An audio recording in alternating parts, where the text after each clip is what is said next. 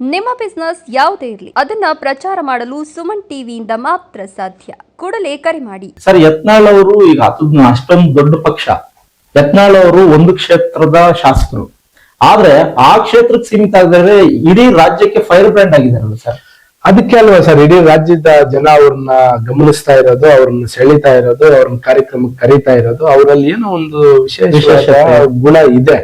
ಮತ್ತೆ fire brand ಅಂತ ನೀವೇ ಹೇಳ್ತಾ ಇದ್ದೀರಾ, ಎಲ್ಲ ಇದ್ರಲ್ಲೂ ಬರುವಂತದ್ದು ಫೈರ್ ಬ್ರ್ಯಾಂಡ್. ಈಗ ನಮ್ಮ ಚಿಕ್ಕಬಳ್ಳಾಪುರ MLA ಅವರು ಹೇಳ್ತಾರೆ, ಅವರು ಮೈಸೂರು ಪ್ರತಾಪ್ ಸಿಂಹ ಅವರು ಮತ್ತೆ ನೆಕ್ಸ್ಟ್ ಯತ್ನಾಳ್ ಅವರು ಫೈರ್ ಬ್ರ್ಯಾಂಡ್ ಅಲ್ಲ, ಫೈರ್ಗಳು ಅಂತ ಹೇಳ್ತಾರೆ. ಈಗ ಈ ಇನ್ನೊಬ್ಬರ ಮೇಲೆ ಟೀಕೆ ಮಾಡಿ ಉತ್ತರ ಏನ್ ನಾನು ಕೊಡ್ಬೇಕಾಗಿಲ್ಲ. ಸಮಾಜ, ಜನ ಎಲ್ಲರನ್ನೂ ಕೂಡ ಗಮನಿಸ್ತಾ ಇದೆ. ನಮ್ಮ ಮನಸ್ಸಿಗೆ ಅವರು ಫೈರ್ ಬ್ರ್ಯಾಂಡ್. ಅವ್ರನ್ನ ಗಮನ ಸೆಳೆಯುವಂತವ್ರು, ಅವ್ರನ್ನ ಕಾರ್ಯಕ್ರಮಕ್ಕೆ ಆಹ್ವಾನ ಕೊಡೋ ಅಂತವ್ರು ಎಲ್ಲರೂ ಕೂಡ ಅವ್ರ ಮನ್ಸಲ್ಲಿ ಅವ್ರ ಫೈರ್ ಬ್ರ್ಯಾಂಡ್. ಬೇರೆಯವರ ಟೀಕೆಗೆ ನಾನು ಉತ್ತರ ಕೊಡಲ್ಲ ಸರ್. ಸದ್ಯ ಚಿಕ್ಕಬಳ್ಳಾಪುರದಲ್ಲಿ ಈಗಿನ ಆಡಳಿತಗಳು ಹೇಗಿದೆ? ಕರಪ್ಷನ್ ಇದೆಯಾ, ಕರಪ್ಷನ್ ಇಲ್ವಾ?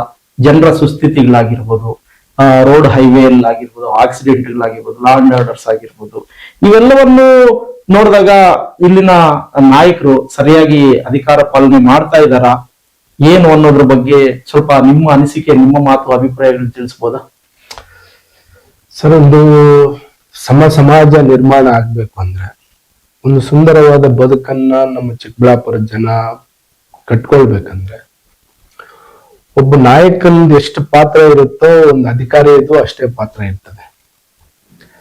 ಒಬ್ಬ ನಾಯಕ ಆತನಿಗೆ ತೋಚಿದ್ದನ್ನ ಅಧಿಕಾರಿಗೆ ಸೂಚನೆ ಕೊಟ್ಟಾಗ ಅಧಿಕಾರಿ ಆ ಕೆಲಸವನ್ನು ಮಾಡುವಂತ ಕಾರ್ಯಕ್ರಮ ಆಗ್ತಾ ಇದೆ. ಮೊದಲನೇದಾಗಿ ಕರಪ್ಷನ್ ನಿಲ್ಬೇಕಂದ್ರೆ ಮತದಾರರು ಕರಪ್ಷನ್ ಆಗಿ ಮಾರ್ಪಾಡಾಗೋದನ್ನು ನಿಲ್ಲಿಸ್ಬೇಕು. ಫಸ್ಟ್ ಕರಪ್ಷನ್ ಯಾರಾಗೋದು? ವೋಟರ್ಸ್. ಅವ್ರು ಕೂಡ 500, 1000, 2000, 3000, 10,000, 5,000 ತಗೊಂಡು ಮೊದಲನೇ ಭ್ರಷ್ಟ ಮತದಾರ ಆಗ್ತಾನೆ.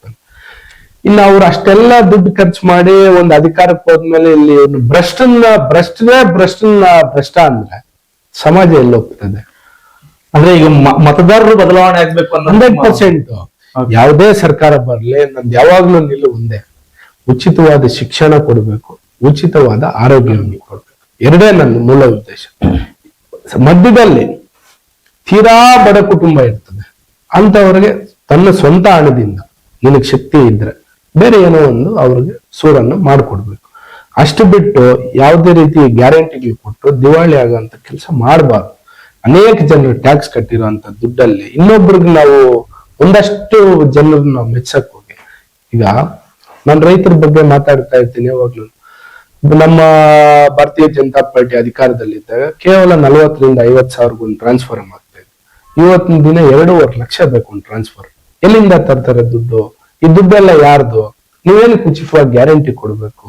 10 ರೂಪಾಯಿ ಇದ್ದಿದ್ದು ಬಸ್ ಚಾರ್ಜ್ ಹೆಣ್ಮಕ್ಳಿಗೆ ಫ್ರೀ ಮಾಡಿ ಗಂಡ್ಸ ಹತ್ರ 30 ರೂಪಾಯಿ ವಸೂಲಿ ಮಾಡ್ತಾ ಇದ್ದೀರಾ. ಇನ್ನೆಲ್ಲಿದೆ ನಿಮ್ದು ಇದು? ರಾಜಕಾರಣಿಗಳ ಮಕ್ಳು ಬಸ್ಸಲ್ಲಿ ಓಡಾಡ್ತಾರ? ರಾಜಕಾರಣಿಗಳ ಮಕ್ಳು ಗೌರ್ಮೆಂಟ್ ಸ್ಕೂಲ್ ಹೋಗ್ತಾರ? ರಾಜಕಾರಣಿಗಳ ಮಕ್ಳು ಗೌರ್ಮೆಂಟ್ ಹಾಸ್ಪಿಟಲ್ಗೆ ಹೋಗ್ತಾರ? ಅವ್ರದೇ ಆದಂತ ಕೋಟೆಯನ್ನು ಅವ್ರು ಕಟ್ಕೊಂಡ್ ಬಿಟ್ಟಿರ್ತಾರೆ. ನಾವು ಮೊದಲು ಬದಲಾಗ್ಬೇಕಾಗಿರೋದು ಮತದಾರರು ನಾವು ಎಲ್ಲಿ ನಿನ್ನ ನೋಟ್ ಕೊಟ್ಟಾಗ ನಿನ್ಗೆ ಓಟ್ ಕೊಡಲ್ಲ ಅಂತೀವೋ ಅವಾಗ ಬದಲಾವಣೆ ಆಗ್ತದೆ ಹೊರತು ಅವ್ನು ನೋಟ್ ಕೊಟ್ಟಾಗ ನಿನ್ಗೆ ಓಟ್ ಅಂತೀವೋ ಅವಾಗ ನಾವು ಬದಲಾವಣೆ ಆಗಲ್ಲ. ಹಂಗಾಗಿ ನಾವು ಯಾರನ್ನೂ ಇದ್ರಲ್ಲಿ ಟೀಕೆ ಮಾಡಕ್ ಆಗೋದಿಲ್ಲ. ಓಕೆ ಸರ್, ತುಂಬಾ ಸ್ಪಷ್ಟವಾಗಿ ನಿಮ್ಮ ನಿಲುವುಗಳನ್ನ ಇದು ಮಾಡಿದ್ರೆ, ನಿಮ್ಮ ಮುಂದಿನ ಗುರಿ ಆದ್ರೂ ಏನಿದೆ? ಏನ್ ಆಯ್ಕೆ ಮಾಡ್ಕೊಂಡಿದ್ದೀವಿ ಸರ್? ನಂದು ಮುಂದಿನ ಗುರಿ ನಮ್ಮ ಚಿಕ್ಕಬಳ್ಳಾಪುರ ಜನತೆ, ನಮ್ಮ ಸಮಾಜ ಏನ್ ನಿಲುವು ಕೊಡ್ತದೆ, ದೈವಶಕ್ತಿ, ಅದ್ರ ಮೇಲೆ ನಿಲ್ತೀನಿ. ಅದಕ್ಕೂ ಮೀರಿ ನಾನು ಹೇಳ್ಬೇಕಂದ್ರೆ ಒಂದು ಸಾಮ್ರಾಜ್ಯ ಕಟ್ಬೇಕಂತ ನನ್ಗೆ ಬಹಳ ಆಸೆ ಇದೆ. ಯಾವ ರೀತಿ ಸಾಮ್ರಾಜ್ಯ ಅಂದ್ರೆ, ಒಂದಷ್ಟು ಜನ, ಒಂದಷ್ಟು ಯುವಕರಿಗೆ ಸ್ಫೂರ್ತಿ ಆಗ್ಬೇಕು, ಒಂದಷ್ಟು ಯುವಕರಿಗೆ ಯಾವ್ದಾದ್ರು ರೀತಿ ಉದ್ಯೋಗವನ್ನು ಕಲಿಸ್ಕೊಡ್ಬೇಕು, ಒಂದಷ್ಟು ಸಮಾಜ ಉನ್ನತ ಮಟ್ಟದ ಕಡೆಗೆ ಕರ್ಕೊಂಡು ಹೋಗ್ಬೇಕು. ಅದ್ರ ಮೇಲೆ ನನ್ನ ನಿಲುವಿದೆ. ಇನ್ನೂ ಮುಖ್ಯವಾಗಿ ಹೇಳ್ಬೇಕಂದ್ರೆ, ನಾವು ವಿಷಯ ಇದನ್ನ ನಾನು ಮೊದಲೇ ಹೇಳ್ಬೇಕಿತ್ತು, ನಿಮ್ ಪ್ರಶ್ನೆಗಳಲ್ಲಿ ಇದನ್ನ ಮರ್ತೆ. ಚಿಕ್ಕಬಳ್ಳಾಪುರಕ್ಕೆ ಅಂಟಿಕೊಂಡಿರುವಂತಹ ಮುಷ್ಟೂರು ಗ್ರಾಮ 1500ರಿಂದ 2000 ಮತದಾರರಿರುವಂತಹ ದಲಿತ ಕುಟುಂಬಗಳು. ಒಂದೊಂದು ಕುಟುಂಬದಲ್ಲಿ 4 ಜನ ಗಂಡ್ಮಕ್ಳು 3 ಜನ ಗಂಡ್ಮಕ್ಳು ಇರುವಂತ ಒಂದು ಕುಟುಂಬ 10, 20, 30, 40 ಅಳತೆಯಲ್ಲಿ ಅಷ್ಟು ಜನ ಮದುವೆಗಳಾಗಿ ಸಂಸಾರವನ್ನು ನಡೆಸ್ತಾ ಇದ್ದಾರೆ. ಅಷ್ಟು ಹೀನಾಯ ಪರಿಸ್ಥಿತಿಯಲ್ಲಿ ನಮ್ಮ ಚಿಕ್ಕಬಳ್ಳಾಪುರ ಇದೆ. ಒಬ್ಬರಿಗೂ ಕೂಡ ಒಂದು ಮನೆಗೂ ಕೂಡ 1 ಗುಂಟೆ ಜಮೀನ್ ಇಲ್ಲ. ಒಂದೇ 1 ಗುಂಟೆ ಜಮೀನ್ ಇಲ್ಲ. ಇದ್ರ ಬಗ್ಗೆ ನನಗೂ ಗೊತ್ತಿರ್ಲಿಲ್ಲ. ನಾವು ಗೋವನ್ನು ದಾನ ಕೊಟ್ಟಾಗ ಆ ಊರಿಗೆ ಹೋದಾಗ ಆ ಸ್ಥಳೀಯರು ಅಲ್ಲಿರ್ತಕ್ಕಂಥ ಗ್ರಾಮಸ್ಥರು ನನ್ನ ವಿಷಯವನ್ನು ತಿಳಿಸಿರ್ತಾರೆ. ನಮ್ಮನ್ನ ಇಷ್ಟು ವರ್ಷ ಎಲ್ರು ಆಳ್ಕೊಂಡು ಬಂದಿದ್ದಾರೆ, ನಮ್ಮನ್ನೆಲ್ಲ ಬಳಸ್ಕೊಂಡೇ ಬಂದಿದ್ದಾರೆ ಮತದಾರನ್ನ. ನಾವು ಅಲ್ಲಿ ಬದಲಾವಣೆ ಆಗ್ಬೇಕು ಸರ್, ಅಲ್ಲಿ ನಾವು ಬದಲಾವಣೆ ತರಬೇಕು. ಒಂದೇ 1 ಗುಂಟೆ ಚಿಕ್ಕಬಳ್ಳಾಪುರ ನಗರಕ್ಕೆ ಹೊಂದ್ಕೊಂಡಿರೋಂಥ ಮುಷ್ಟೂರು ಗ್ರಾಮ, ಅಷ್ಟು ದೊಡ್ಡ ಹಳ್ಳಿಯಲ್ಲಿರೋಂಥ ದೀನ ದಲಿತರಿಗೆ ನಾವು ಒಂದು ಸೂರು ಕಲ್ಪಿಸ್ಕೊಟ್ಟಿಲ್ಲ ಅಂದ್ರೆ ಇನ್ನು ನಾವು ಎಷ್ಟು ದೊಡ್ಡದ ಅಧಿಕಾರಕ್ಕೆ ಹೋಗಿ ಏನ್ ಪ್ರಯೋಜನ, ಎಷ್ಟು ದೊಡ್ಡ ಸ್ಥಾನ ಸಿಕ್ಕೇನು ಪ್ರಯೋಜನ, ಅದನ್ನ ನಾವು ಅನುಭವಿಸಿ ಏನ್ ಸರ್ ಪ್ರಯೋಜನ?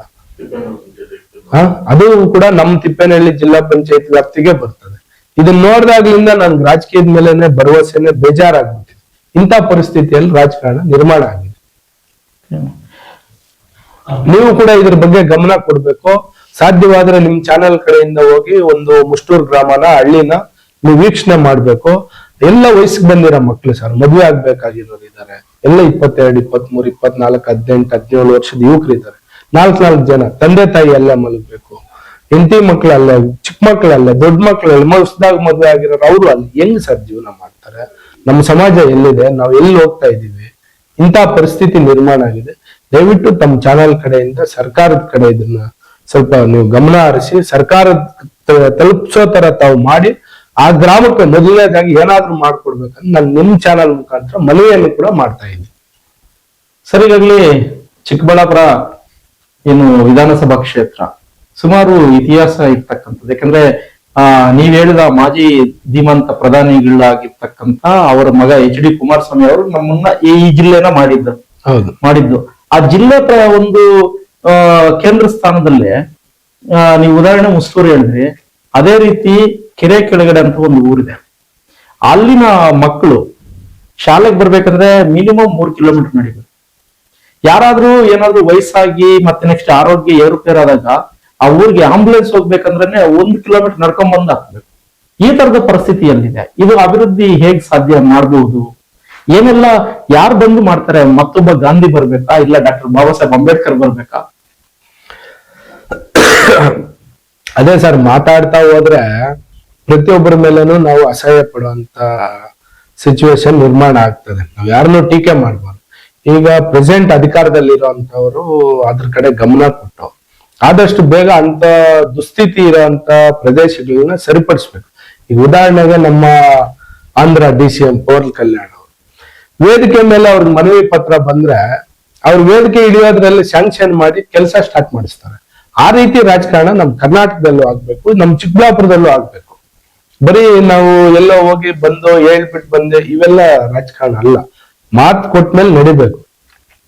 ಅದನ್ನ ನಮ್ಮ ಪರಿಸ್ಥಿತಿ ಹೆಂಗಾಗ್ಬಿಟ್ಟಿದೆ ಇಲ್ಲಿ ಅಂದ್ರೆ ಜನಗಳ ಪರಿಸ್ಥಿತಿನೂ ಅದೇ ರೀತಿ ಇದೆ, ರಾಜಕಾರಣಿಗಳ ಪರಿಸ್ಥಿತಿನೂ ಹಂಗೆ ಇದೆ.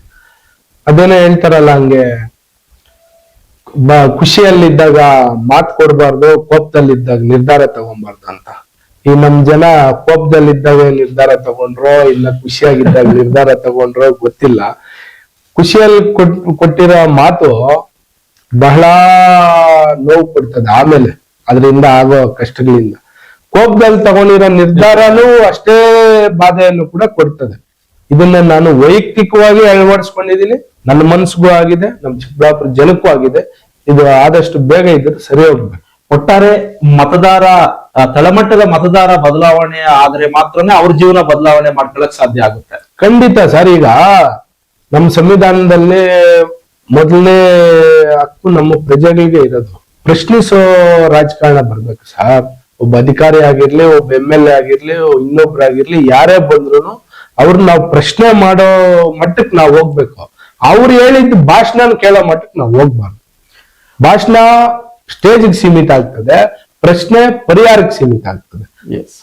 ಸರ್, ಒಟ್ಟಾರೆ ಈ ಜಿಲ್ಲೆಯಲ್ಲಾಗಿರ್ಬೋದು ಮತ್ತೆ ನಮ್ಮ ಈ ಜಿಲ್ಲಾ ಕೇಂದ್ರದಲ್ಲಾಗಿರ್ಬೋದು ಚುನಾಯಿತ ಜನಪ್ರತಿನಿಧಿಗಳು ಅಥವಾ ಇಲ್ಲಿ ಓದಿ ಸ್ವಲ್ಪ ಹೆಸರು ಗಳಿಸಿರ್ತಕ್ಕಂತ ಒಳ್ಳೆ ವಿದ್ಯಾವಂತ ಮತ್ತೆ ಅಫಿಷಿಯಲ್ಸ್ ಆಗಿರ್ಬೋದು.